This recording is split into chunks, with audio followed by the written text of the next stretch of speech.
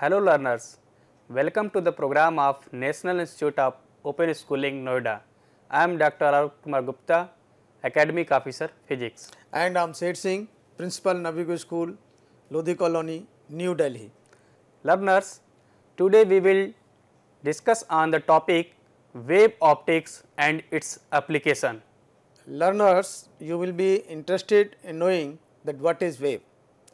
And wave is a periodic disturbance carrying energy from one place to another place. About the nature and theory of wave, so many concepts came in existence, but the Huygens theory and Fresnel's wave theory are very important, which we are going to discuss today. It is convenient to picture a wave in terms of wave front.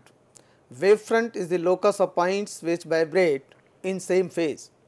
Although the wave front may be drawn for any phase, but it is customary to a few of them corresponding to the maxima and minima of disturbance. So, here we can see in the diagram the different types of wave front.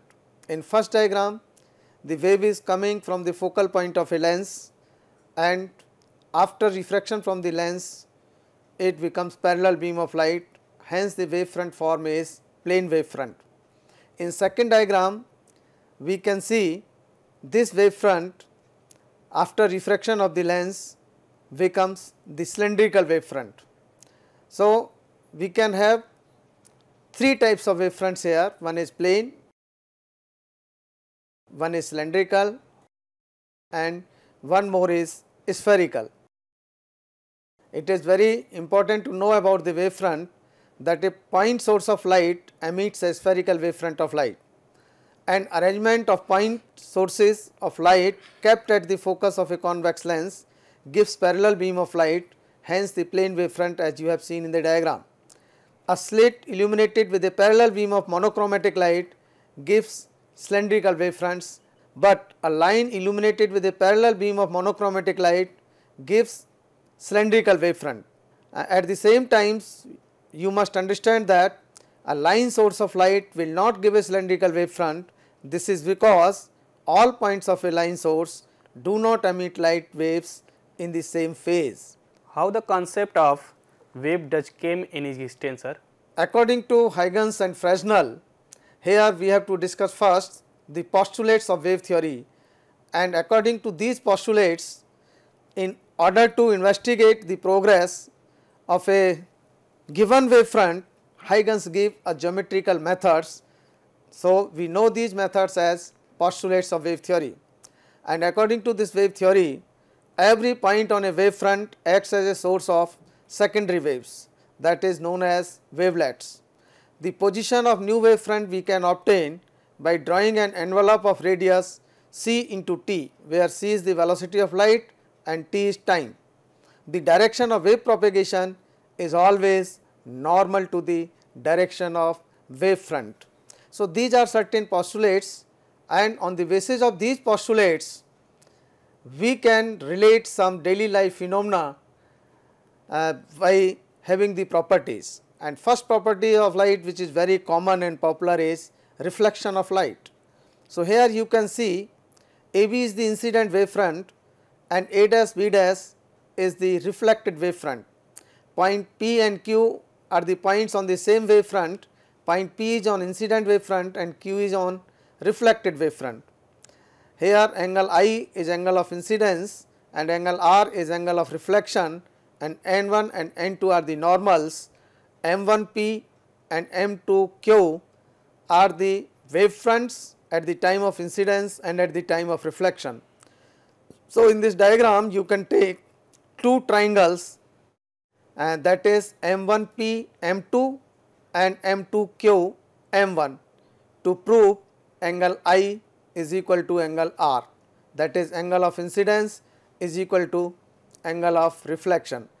But important point of application is, since point P and Q are the points of same wave front, that is why light takes same time to travel from point P to M2 as it takes time to travel from M1 to Q. That is why in same medium with equal velocity of light, distances are equal. So, we apply here the Huygens wave postulates and we can say that these two triangles are similar, in which angle of incidence is equal to angle of reflection.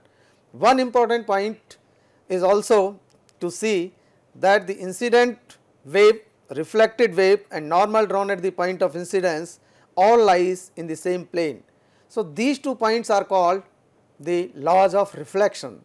Similarly, we can have refraction also. In refraction, light travels from one medium to another medium. Again, AB is the incident wave front and it is refracting into the second media, which has given a small shade. I is the angle of incidence and R is the angle of refraction here. Point P and Q are the points on incident wave front and refracted wave front. Again, here is an important point that the P and Q are the points of same wave front, but the medium is different. So, light does not travel same distance from point P to M2 and from point M1 to Q. That is why these two distances are not equal. So, here we apply the different theory to calculate sine of angle I and sine of angle R in terms of these distances.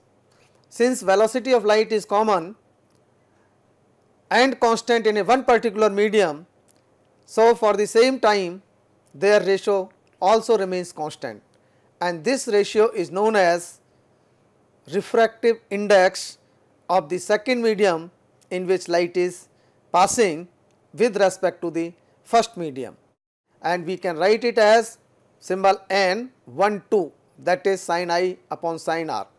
Again, in this case the incident wave, refracted wave and normal drawn are in the same plane, and this sin I upon sin R, which is equal to refractive index, is also known as Snell's law.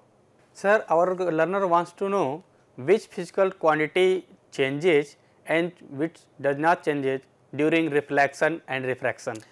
This is a very important question, and to know about it, in reflection, since there is no change in the medium, so the velocity, frequency and the wavelength remain constant.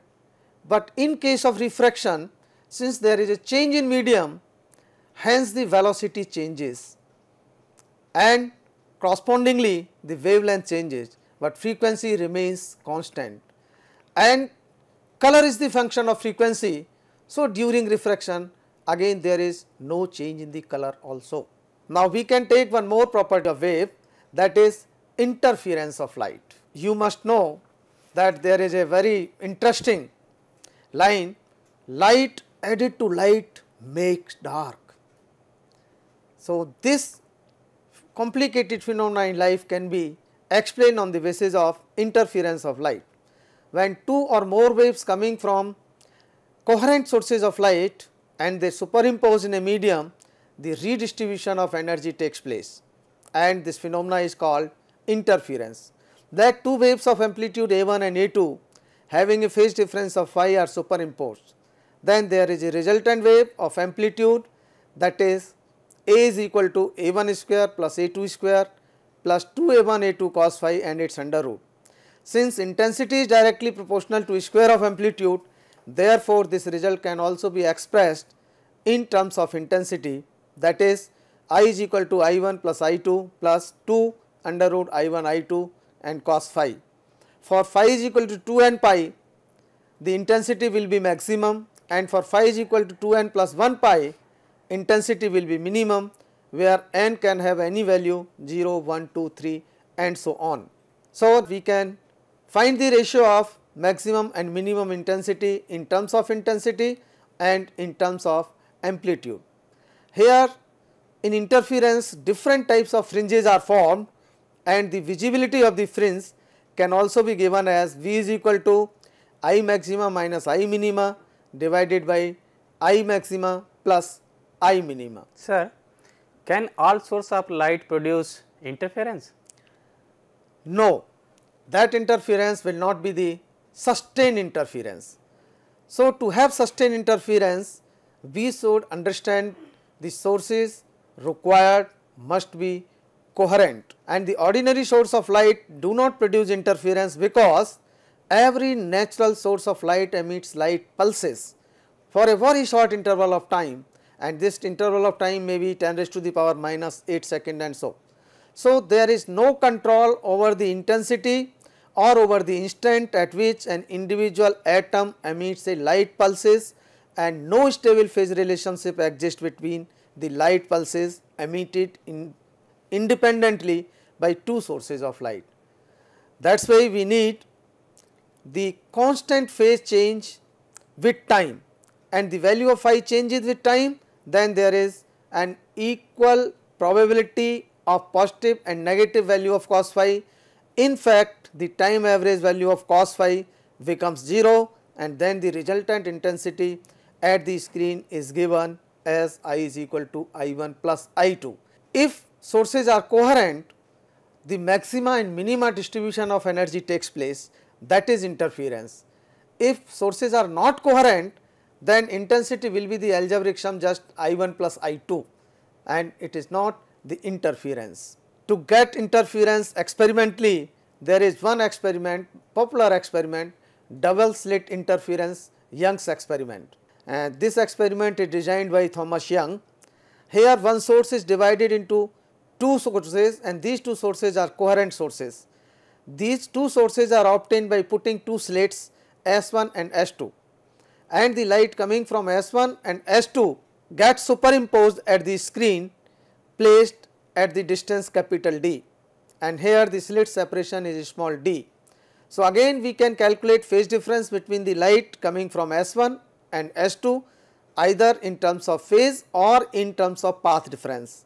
Then we can put the condition, if this path difference or phase difference is according to the initial condition of 2n pi or 2n plus 1 pi, we will get maxima and minima, and these fringes can be obtained. We can show with the experiment, and this experiment is a very small experiment. I have a laser torch, and you can see the impression of this laser torch on the screen here. It is a green laser, and we have a double slit here, and when I put this double slit here and it is illuminated with the laser torch, you can see on the screen a fringe pattern. Now, you have seen in this experiment different fringes are formed, and mathematically this fringe width can be given as lambda d upon d, where d is the separation of the slits and capital D is the distance of the screen and lambda is the wavelength of light. And something more you must know about these fringes, dark fringes. Dark fringes are nth and n plus 1th dark fringes are observed at position xm and xm plus 1. Then we can calculate the fringe width of dark fringes also. So, the fringe width of dark fringe is again lambda d upon d. It means dark and bright fringes are alternatively taking place on the screen.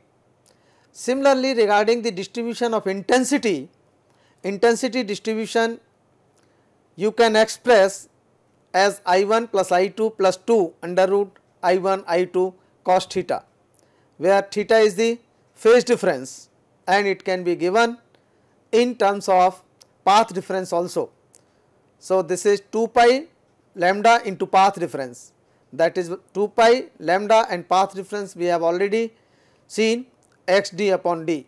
So, the intensity can also be expressed in terms of this path difference, that is I1 plus I2 plus 2 under root I1 I2 cos, in place of theta we can write 2 pi by lambda into the path difference. Here this triangle indicates the path difference. And now we can have certain problems related to the phenomena.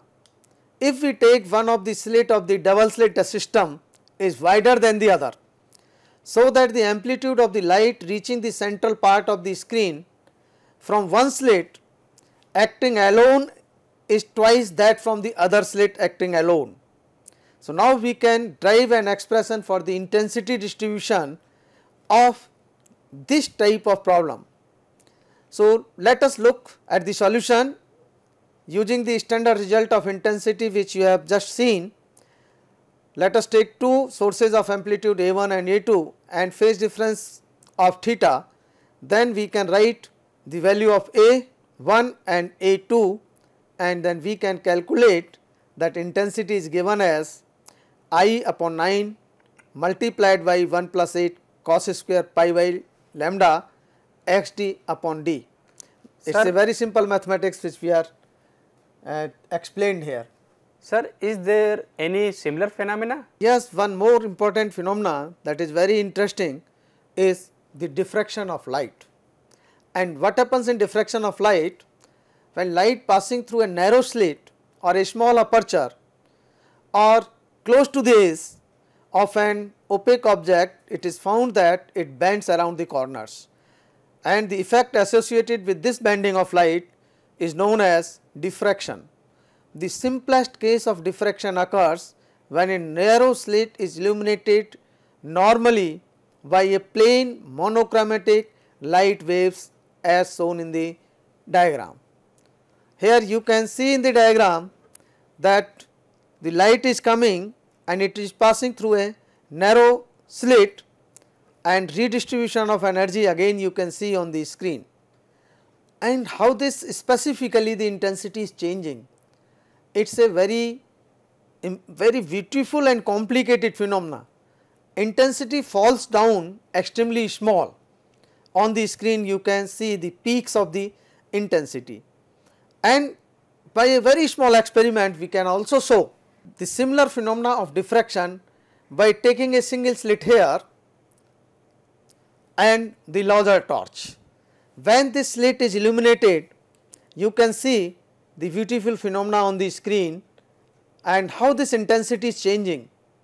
So, this is a very small experiment in which you can see the fringe pattern of diffraction pattern, and now we are interested to know about the intensity of light leaving the slit and travelling in a direction that makes an angle theta with the incoming light.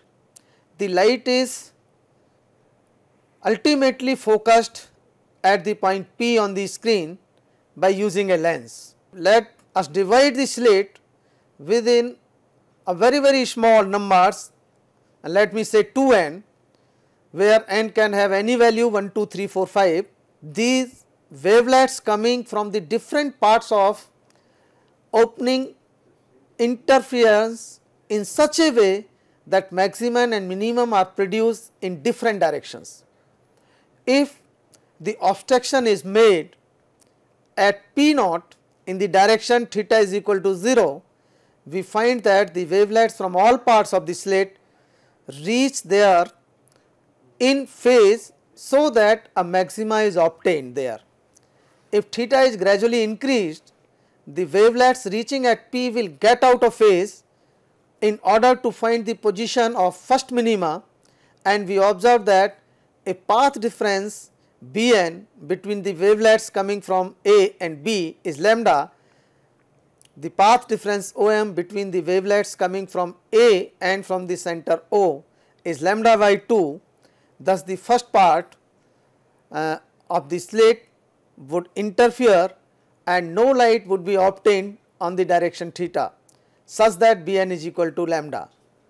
If we take slit width A, then Vn will be A sin theta, and the condition for first minima is A sin theta is lambda, where A is the slit width and position of other minima are given as A sin theta n is equal to n lambda, where nth is the order of minima.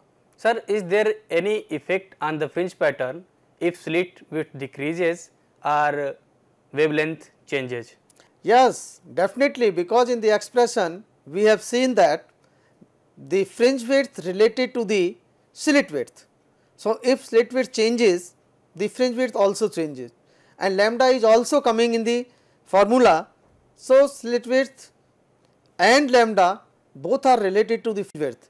With the change in lambda, fringe width will also change, and there is very one important point which is to be kept in mind. If slit width is very large, no phenomena of interference and diffraction takes place. If slit width is very small, again no phenomena of interference and diffraction takes place, because for larger slit width it will be a very small fringe width which is not noticeable. For a very small slit width, the fringe width will be so large, it will not show you the fringe pattern. And here similarly we can see the number of diffraction pattern in different wavelengths.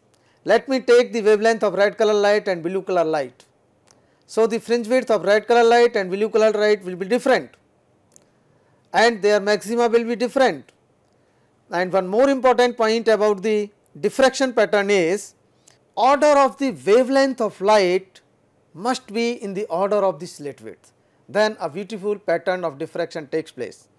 And this phenomena of diffraction is applicable while we are deciding the resolving power of microscope and telescope, and similar phenomena you can see with the help of different multiple slits. So, here we can show you the multiple slit, and again with the help of laser light and the phenomena which you can see on the screen.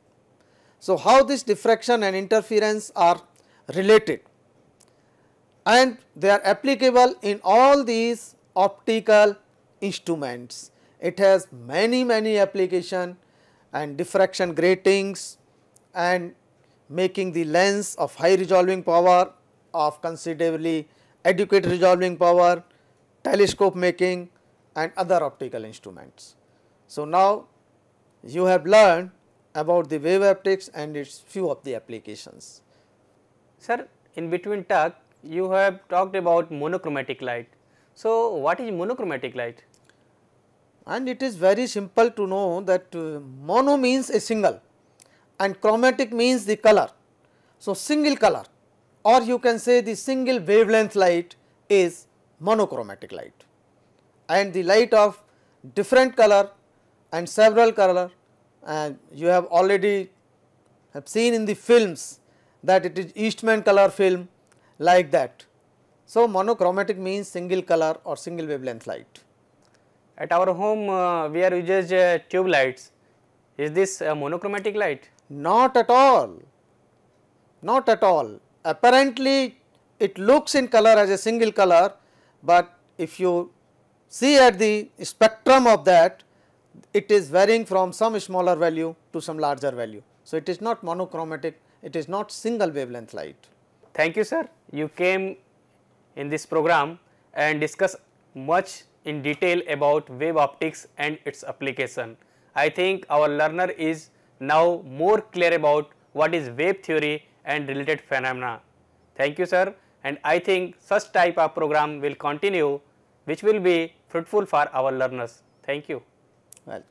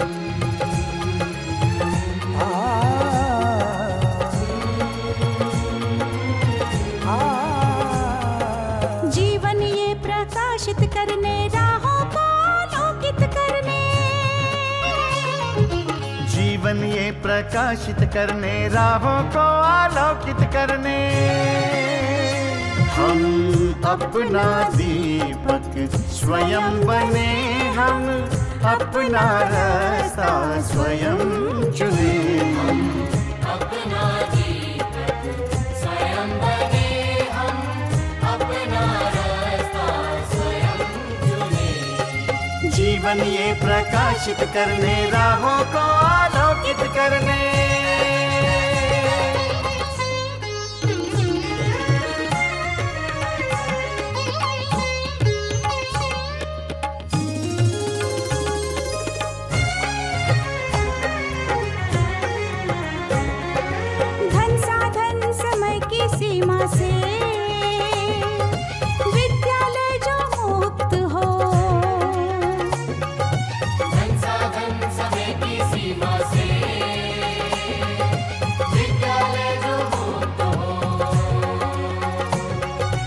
कभी पढ़े हम कहीं पढ़े, वे विषय की लोच से युक्त हो। कभी पढ़े हम कहीं पढ़े, वे विषय की लोच से युक्त हो।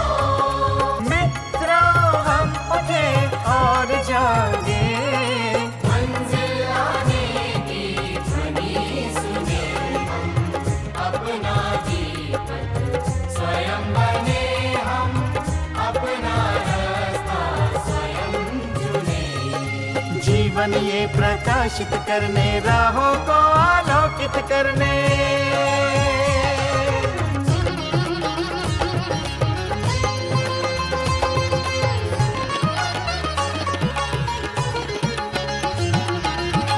राष्ट्रीय मुक्त विद्यालय का है द्वार खुला सबकी खातिर। शिक्षा परीक्षा का अवसर एक बार ही क्यों मिलता फिर।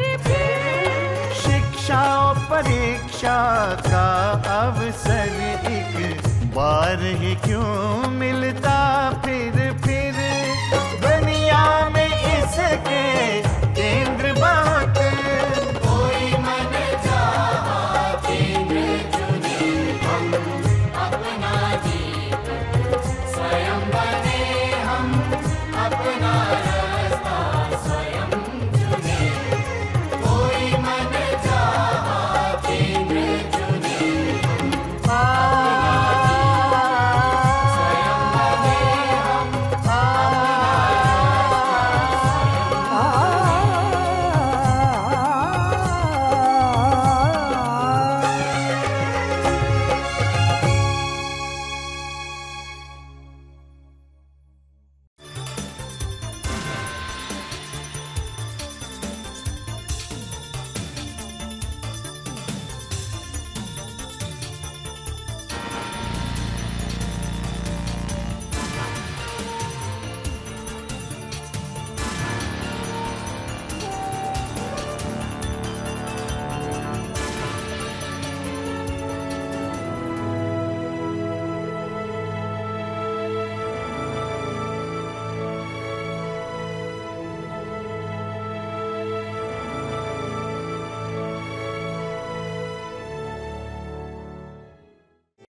हिंदुस्तान के हर कोने में नौजवानों के पास प्रतिभा है, उन्हें अवसर चाहिए। NIOS देता रहा है युवाओं को अवसर आगे बढ़ने का। NIOS से पढ़ने वाले इन युवाओं ने किया है संस्थान को गौरवान्वित। दिव्यांगों ने बन के दिखाया है सबल और आत्मनिर्भर। NIOS के साथ आप भी जुड़िए NIOS के संग।